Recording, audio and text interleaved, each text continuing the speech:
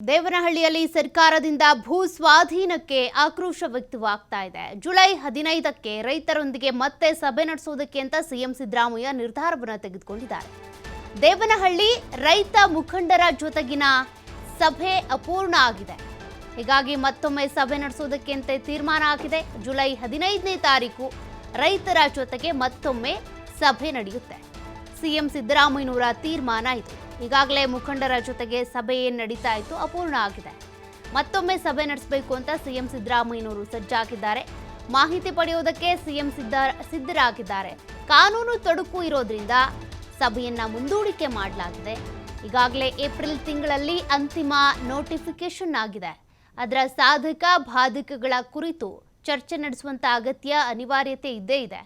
ಹೀಗಾಗಿ 10 ದಿನಗಳ ಕಾಲಾವಕಾಶದ ಅಗತ್ಯ ಇರೋದ್ರಿಂದ ಈ ವೇಳೆ ಸರ್ಕಾರಕ್ಕೆ ಒಂದು ಸ್ಪಷ್ಟ ನಿರ್ಧಾರ ತೆಗೆದುಕೊಳ್ಬೇಕು ಅನ್ನುವಂಥ ಸಾಧ್ಯತೆಗಳಿಗೆ ಸಂಬಂಧಪಟ್ಟಂತೆ ಒಂದು ಸಭೆ ಆಗುತ್ತೆ. ಕಾನೂನು ಕಾಯ್ದೆಗೆ ವಿರುದ್ಧವಾಗಿ ಕ್ರಮ ಕೈಗೊಳ್ಳೋದಕ್ಕೆ ಸಾಧ್ಯ ಇಲ್ಲ. ಹೀಗಾಗಿ ಇವತ್ತೇ ಸರ್ಕಾರದ ನಿಲುವು ಪ್ರಕಟಿಸೋದಕ್ಕೂ ಆಗಲ್ಲ. 10 ದಿನಗಳ ಬಳಿಕ ಮತ್ತೆ ಸಭೆಯನ್ನ ನಡೆಸಿ ನಮ್ಮ ನಿಲುವನ್ನು ಹೇಳ್ತೀನಿ. ಬೆಂಗಳೂರಿನಲ್ಲಿ ಸಭೆ ಬಳಿಕ ಸಿಎಂ ಸಿದ್ದರಾಮಯ್ಯನವರು ಹೇಳಿಕೆಯನ್ನು ಕೊಟ್ಟಿದ್ದಾರೆ. ಸಭೆ ಮತ್ತೊಮ್ಮೆ ನಡೆಯುತ್ತೆ. ತದನಂತರದಲ್ಲಿ ಅದರ ಸಾಧಕ ಬಾಧಕಗಳ ಚರ್ಚೆಯಾಗಿ ತೀರ್ಮಾನವನ್ನು ಪ್ರಕಟ ಮಾಡ್ತೀವಿ ಅಂತ. ಕಾನೂನಿನ ತೊಡಕುಗಳು ಇರೋದ್ರಿಂದ ಇವತ್ತೇ ಸಭೆ ಮಾಡಬೇಕು, ಇವತ್ತೇ ತೀರ್ಮಾನ ಮಾಡಬೇಕು, ಅದೆಲ್ಲವೂ ಕೂಡ ಆಗೋದಿಲ್ಲ. ಸಮಯಾವಕಾಶ ಬೇಕಿದೆ. ಹೀಗಾಗಿ ಜುಲೈ 15ನೇ ತಾರೀಕು ರೈತರೊಂದಿಗೆ ಮತ್ತೆ ಸಭೆ ನಡೆಸ್ತಾರೆ ಸಿಎಂ ಸಿದ್ದರಾಮಯ್ಯನವರು. ಅದಕ್ಕೆ ಸಂಬಂಧಪಟ್ಟಂತೆ ಸಿದ್ದರಾಮಯ್ಯನವರು ಹೇಳಿಕೆ ಕೊಟ್ಟಿದ್ದಾರೆ.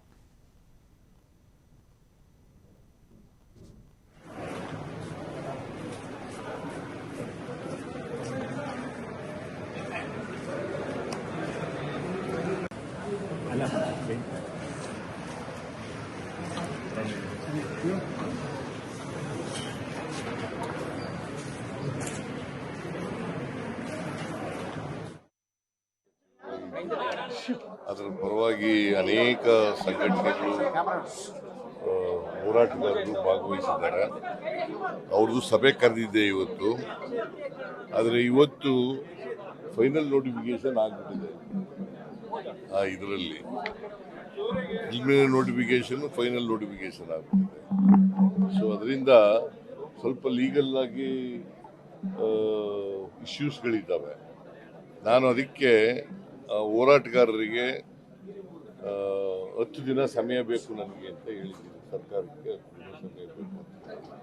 15ನೇ ತಾರೀಕಿಗೆ ಸಭೆ ತೀರ್ಮಾನ ಆಗಿದೆ. ಡೇಟು 15ನೇ ತಾರೀಕಿಗೆ ಸಭೆ ಬೆಳಿಗ್ಗೆ 11 ಗಂಟೆಗೆ ನಡೀತದೆ.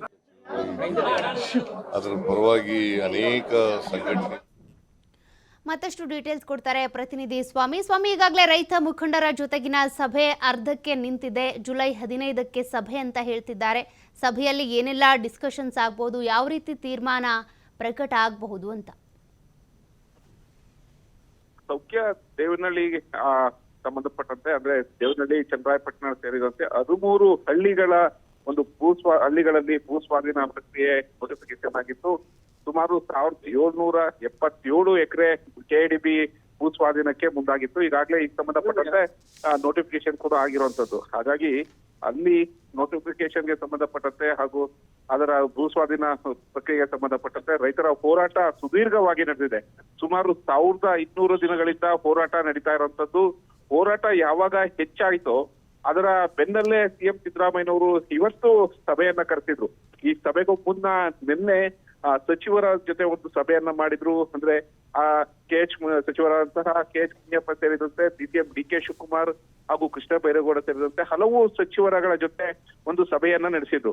ಕಾವೇರಿ ನಿವಾಸದಲ್ಲಿ ನಡೆದಂತ ಒಂದು ಸಭೆಯಲ್ಲಿ ಹೋರಾಟಕ್ಕೆ ಸಂಬಂಧಪಟ್ಟಂತೆ ಸಂಪೂರ್ಣವಾದಂತ ಒಂದು ಮಾಹಿತಿಯನ್ನ ಸಿಎಂ ಸಿದ್ದರಾಮಯ್ಯನವರು ಪಡೆದಿದ್ರು. ಅಂದ್ರೆ ಹೋರಾಟ ಯಾವ ರೀತಿ ಹೆಚ್ಚಾಗ್ತಾ ಇದೆ, ಇದಕ್ಕೆ ಕಾರಣ ಏನು, ತಾಂತ್ರಿಕ ಅಂಶಗಳೇನಿದೆ, ಕಾನೂನು ತೊಡಕುಗಳೇನಿದೆ ಅಂತ ಸಂಬಂಧಪಟ್ಟಂತೆ ಸಂಪೂರ್ಣ ಮಾಹಿತಿಗಳನ್ನ ಸಿಎಂ ಸಿದ್ದರಾಮಯ್ಯನವರು ನಿನ್ನೆ ಸಚಿವರ ಬಳಿ ಚರ್ಚೆ ಸಭೆಯನ್ನ ನಡೆಸಿ ಪಡೆದಿದ್ರು. ಇವತ್ತು ಕೂಡ ನೇರವಾಗಿ ರೈತರೊಂದಿಗೆ ಮಾತನಾಡಬೇಕು, ರೈತರ ಸಮಸ್ಯೆಗಳು ಏನಿದೆ ಅಂತ ಹೇಳಿ ನೇರವಾಗಿ ರೈತರೊಂದಿಗೆ ಒಂದು ಸಭೆಯನ್ನ ನಡೆಸಿದ್ರು. ಸಭೆಯಲ್ಲಿ ಒಂದಿಷ್ಟು ವಿಶ್ವಾಸಗಳನ್ನು ಭರವಸೆಯನ್ನ ಕೊಟ್ಟಿದ್ದಾರೆ. ಅಂದ್ರೆ ರೈತರ ಒಂದು ಮನವಿ ಏನಿದೆ ಆ ಮನವಿಗೆ ಸಂಬಂಧಪಟ್ಟಂತೆ ಒಂದಿಷ್ಟು ಭರವಸೆಗಳನ್ನ ಕೊಟ್ಟಿದ್ದಾರೆ. ಅಂದ್ರೆ ಭೂಸ್ವಾಧೀನ ಪ್ರಕ್ರಿಯೆ ಕೈ ಬಿಡ್ಬೇಕಾದ್ರೆ ಒಂದಿಷ್ಟು ಕಾನೂನು ತೊಡಕುಗಳಿದೆ.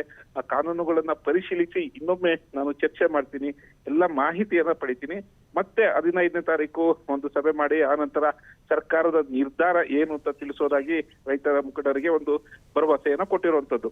ಅಂದ್ರೆ ಅಲ್ಲಿ ಈಗ ಭೂಸ್ವಾಧೀನ ಮಾಡ್ಕೊಳ್ತಾ ಇರುವಂತ ಒಂದು ಜಮೀನು ನೀರಾವರಿಯಿಂದ ತುಂಬಿದೆ, ನೀರಾವರಿ ಜಮೀನಾಗಿದೆ. ಸಾಕಷ್ಟು ಬೆಳೆಗಳನ್ನ ಬೆಳೀತಾ ಇದೀವಿ.